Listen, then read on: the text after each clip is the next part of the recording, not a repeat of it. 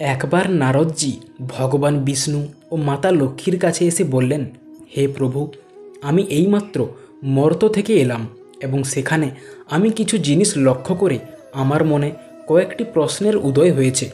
আমি সেখানে দেখলাম যে পাপী ও ভণ্ড লোকেদের কাছে মা লক্ষ্মীর আশীর্বাদ রয়েছে, কিন্তু ধার্মিক ব্যক্তিরা দুঃখে দিন কাটাচ্ছে।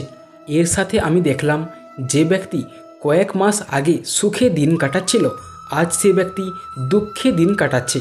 তাই আমার মন জানতে চাইছে যে মা লক্ষ্মী কেন এত চঞ্চলা, কেন তিনি এক জায়গায় স্থির থাকতে পারেন না। এছাড়া আপনি আমাকে বলুন যে কোন কাজগুলি করলে মা লক্ষ্মীকে একটি ঘরের ভেতরে রাখা যায় এবং কোন কাজগুলি করলে মা লক্ষ্মী সেই গৃহ ত্যাগ করেন। কথাগুলি শুনে ভগবান বিষ্ণু মাতা লক্ষ্মীর দিকে তাকিয়ে মুচকি হাসলেন এবং ভগবান বিষ্ণু বললেন, হে নারদ, তোমার প্রশ্নগুলি অতি উত্তম এবং এই প্রশ্নগুলি পৃথিবীর মানুষের মনে সাধারণত এসে থাকে। হিন্দু ধর্মে মা লক্ষ্মীকে সম্পদের দেবী বলা হয়েছে এবং তিনি যে বাড়িতে থাকেন সেখানে অর্থ সংক্রান্ত কোনো সমস্যা হয় না। দেবী লক্ষ্মীর কৃপায় ধনসম্পদের ভাণ্ডার পরিপূর্ণ থাকে। তাই মানুষ লক্ষ্মীকে খুশি করার জন্য বিভিন্ন আচার অনুষ্ঠান অনুসারে দেবী লক্ষ্মীর পূজা অর্চনা করে থাকে, যাতে মা লক্ষ্মী তাদের গৃহে বাস করেন এবং তার আশীর্বাদ বর্ষণ করেন। কিন্তু তার চঞ্চল প্রকৃতির কারণে দেবী লক্ষ্মী কখনো এক জায়গায় থাকেন না। এখন আমি একে একে তোমার সবগুলো প্রশ্নের উত্তর দেব। তো চলো প্রথমে জেনে নেই মা লক্ষ্মী কেন পাপীদের সাহায্য করেন। ভগবান বিষ্ণু বললেন, হে নারদ, এর কারণ হল লক্ষ্মীজি শুধুমাত্র সম্পদের দেবী নন, তিনি সৌভাগ্যেরও দেবী।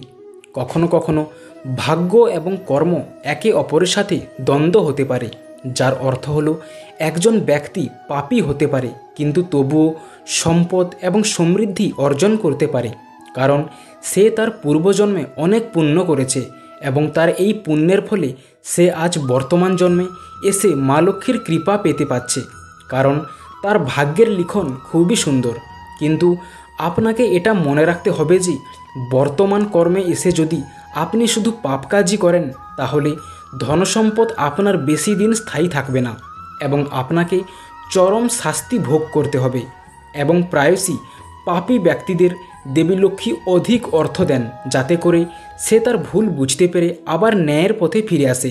কিন্তু যদি সেটা না হয়, তাহলে বিভিন্ন দেবতার রোষানলে তাকে পড়তে হবে এবং তার এই জন্মে সমস্ত গচ্ছিত সঞ্চয় নষ্ট হবে। এবার চলো তোমার দ্বিতীয় প্রশ্নের উত্তর দেই, কেন মা লক্ষ্মী অত্যন্ত চঞ্চলা এবং কেন তিনি এক জায়গায় স্থির থাকেন না। এর উত্তরে ভগবান বিষ্ণু বলেন, যদি কারো গৃহে দেবী লক্ষ্মী স্থায়ী হন, তাহলে সেই ব্যক্তি তার অহংকারে মত্ত হয়ে পৃথিবীতে অপকর্ম করতে শুরু করবে। তার টাকা থাকা সত্ত্বেও সে কোনো ভালো কাজে নিজেকে নিয়োগ করবে না। অতএব দেবী লক্ষ্মীকে একটু চঞ্চল মন দেওয়া হয়েছে, যাতে তিনি তার ভক্তদের তাদের কৃতকর্ম অনুসারে ফল দিতে পারেন এবং সিদ্ধান্ত নিতে পারেন যে তিনি তার জায়গায় বাস করবেন কি না। এবং এই সময় মা লক্ষ্মী বলে উঠলেন যে লক্ষ্মী কারও নিয়ন্ত্রণে থাকতে পারে না, তিনি শুধুমাত্র ভগবান বিষ্ণুর অধীনস্থ এবং দেবী লক্ষ্মীকে সন্তুষ্ট করতে হলে ভগবান বিষ্ণুকে খুশি করা অবশ্যই প্রয়োজন। নারদের তৃতীয় প্রশ্নটি হল, কোন কার্য করলে মাতা লক্ষ্মী কখনো ওই ঘরে থাকেন না। এর উত্তরে ভগবান বিষ্ণু বলেন, এরকম অনেক ছোট ছোট ঘটনা রয়েছে যা আমরা না জেনেই করে থাকি, কিন্তু এই সব ঘটনা মা লক্ষ্মীকে রুষ্ট করে এবং মা লক্ষ্মী তৎক্ষণাৎ সেই গৃহ ত্যাগ করেন। যেমন এর মধ্যে কয়েকটি কাজ হলো, এঁটো বাসন ফেলে রাখা। বাড়ির রান্নাঘরে রাখা এঁটো বাসন দারিদ্র্যের কারণ হয়ে ওঠে। শাস্ত্রে বলা হয়েছে রান্নাঘরে এঁটো পাত্র ছড়ানো কখনোই উচিত নয়। তবে সাধারণত বাড়িতে খাবার খাবার পর পাত্রগুলি রাতে সিঙ্কে রেখে দেওয়া হয় এবং সকালে পরিষ্কার করা হয়। যারা এই ধরনের কাজ করেন তাদের প্রতি মা লক্ষ্মী অত্যন্ত রুষ্ট হন। তাদের বাড়িতে মা লক্ষ্মী কখনও থাকেন না। দ্বিতীয়, সূর্যাস্তের পর ঘর পরিষ্কার করা। সূর্যাস্তের পর যে ঘরগুলি পরিষ্কার করা হয় এবং ঝাড়ু দিয়ে আবর্জনা তোলা হয় সেই সব বাড়িতে মা লক্ষ্মী কখনোই থাকেন না এবং তাদের প্রতি অত্যন্ত ক্রুদ্ধ থাকেন। ঝাড়ুতে মহালক্ষ্মীর অধিবাস থাকে বলে বিশ্বাস করা হয়, তাই সূর্যাস্তর পর যারা ঘরে ঝাড়ু দেয় তাদের উপর মহালক্ষ্মী অত্যন্ত ক্রুদ্ধ হন এবং ঘর ছেড়ে চলে যান। তৃতীয়, ঘুমের বেনিয়ম। শাস্ত্রমতে রাতে ঘুমোনো এবং সূর্যোদয়ের আগে ঘুম থেকে ওঠা উত্তম বলে মনে করা হয়, কিন্তু আজকাল এই দ্রুতগতির জীবনেও মানুষ রাতে জেগে থাকে আর দুপুর পর্যন্ত ঘুমায়। কেউ কেউ অলসতার কারণেও এমন করে থাকেন। যারা এই কাজ করেন তাদের উপর দেবী লক্ষ্মী ক্রুদ্ধ হয়ে থাকেন এবং তাদের ঘরে কখনোই থাকেন না। চতুর্থ, পুত্রবধূকে অসম্মান। নারীদের বলা হয় ঘরের লক্ষ্মী।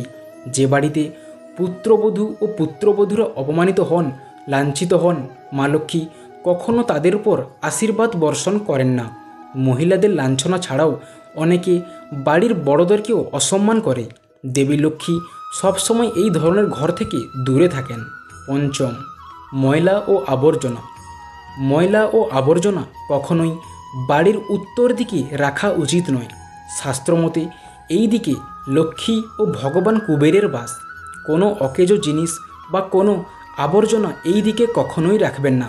উত্তর দিক সর্বদা পরিষ্কার রাখতে হবে, অন্যথায় দেবী লক্ষ্মী ও ভগবান কুবের আপনার উপর ক্রুদ্ধ হবেন এবং আপনার গৃহ তৎক্ষণাৎ ত্যাগ করবেন, যার ফলে আপনার উপর আর্থিক দুর্গতি নেমে আসবে।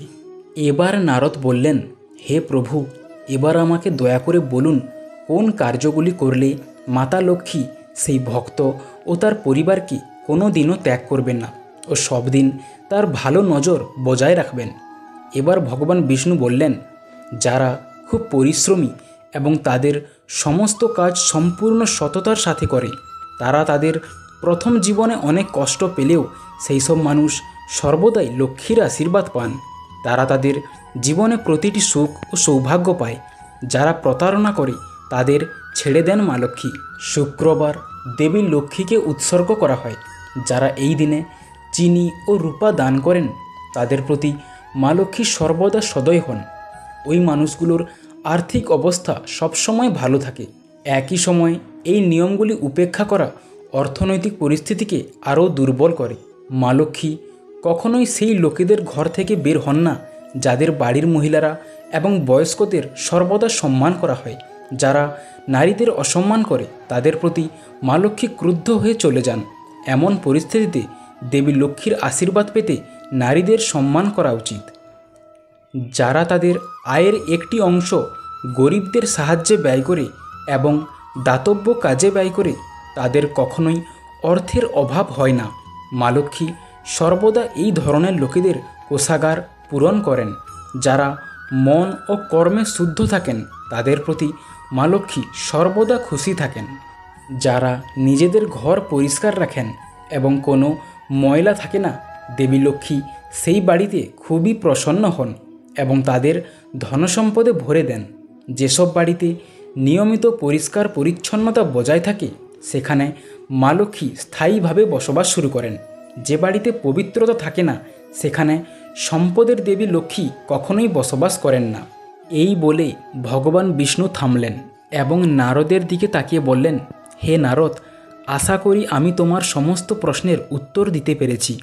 তুমি বুঝতে পেরেছ যে কেন মা লক্ষ্মী একটি জায়গায় স্থির থাকতে পারেন না এবং কোন কাজগুলি করলে মা লক্ষ্মী সর্বদা ওই ব্যক্তির উপর তার শুভ দৃষ্টি বজায় রাখবে।